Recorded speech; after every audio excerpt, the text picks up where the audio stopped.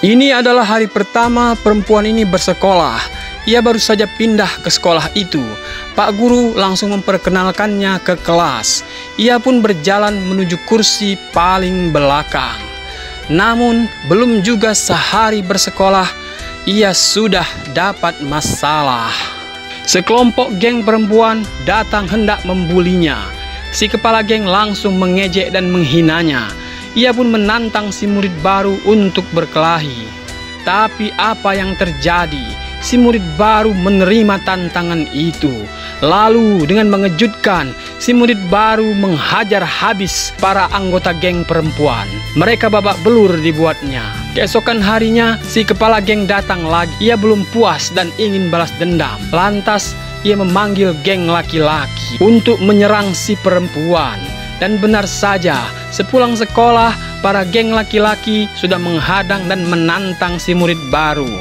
Si perempuan sudah meminta agar pertarungan ditunda. Namun karena ia sedang punya urusan penting, tapi geng laki-laki ini tetap memaksa untuk bertarung. Dan tanpa banyak basa-basi, si murid baru akhirnya beraksi. Ia langsung menghajar para geng laki-laki itu tanpa ampun. Dan ternyata ia bukanlah murid biasa. Ia adalah seorang polwan yang ditugaskan menyamar di sekolah itu untuk memberantas kejahatan di sekolah tersebut. Ia sebetulnya sudah menolak, tapi sang komandan terus memaksa. Pelajar ini ditangkap bersama gadis-gadis muda lainnya. Mereka akan dijual kepada mucikari oleh bos bandit satu ini. Gadis SMA ini kemudian melihat jam gadis di sebelahnya. Ia menunggu bantuan, tapi bantuan yang ditunggu sudah dihadang para bandit.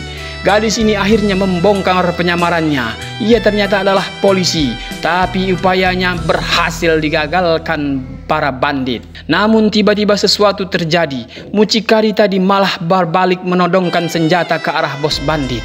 Ternyata ia juga adalah polisi yang menyamar. Kini kedua polisi yang menyamar tadi terlibat perdebatan sengit. Si polwan yang menyamar kini harus mengikuti ujian. Ini adalah ujian matematika, pelajaran yang sangat tidak ia sukai. Sang komandan kemudian menyewa guru untuk membantu menjawab ujian itu. Ia kemudian menggunakan telepon untuk mengirimkan jawaban. Tapi lama-kelamaan soal makin sulit. Bahkan si guru sewaan kewalahan. Si guru kelas kemudian mendapati si polwan mencontek. Ia kemudian menjewernya dan membawanya ke ruangannya. Ia meminta si polwan yang menyamar untuk memanggil orang tuanya. Dan tak lama kemudian sang komandan datang. Dan mereka kemudian menunjukkan identitas polisi mereka dan menerangkan apa yang terjadi. Si polwan yang menyamar datang kembali ke sekolah. Perlahan ia mulai berteman dengan gadis ini, yang ayahnya adalah mantan yakuza yang dicari-cari polisi. Ia kemudian berteman dekat dan makin akrab. Hingga akhirnya si polwan mengakui segalanya. Ia mengungkapkan identitasnya.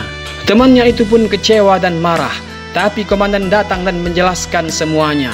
Sejak saat itu si polwan terus mengawal temannya itu. Hingga malam itu salah seorang detektif membawa mereka ke tempat sepi. Ternyata detektif itu berkhianat demi uang. Ia rela menyerahkan perempuan itu dan si polwan kepada para bandit. Si perempuan kemudian berhasil ditangkap. Tapi si polwan datang lagi untuk membebaskan perempuan itu. Ia menghabisi seluruh geng yakuza itu. Disinilah skill bela dirinya benar-benar terlihat. Dan setelah menyelamatkan teman sekelasnya itu, si polwan mengejar bos bandit yang kabur melarikan diri.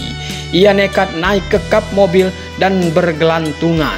Namun saat hendak menangkap si bos bandit, datang seorang polisi kotor lainnya yang langsung menodongkan senjata. Tapi si polwan berhasil mengalahkan polisi jahat itu. Ia tak hanya berhasil memecahkan kasus, tapi juga berhasil membongkar polisi-polisi korup di sekelilingnya.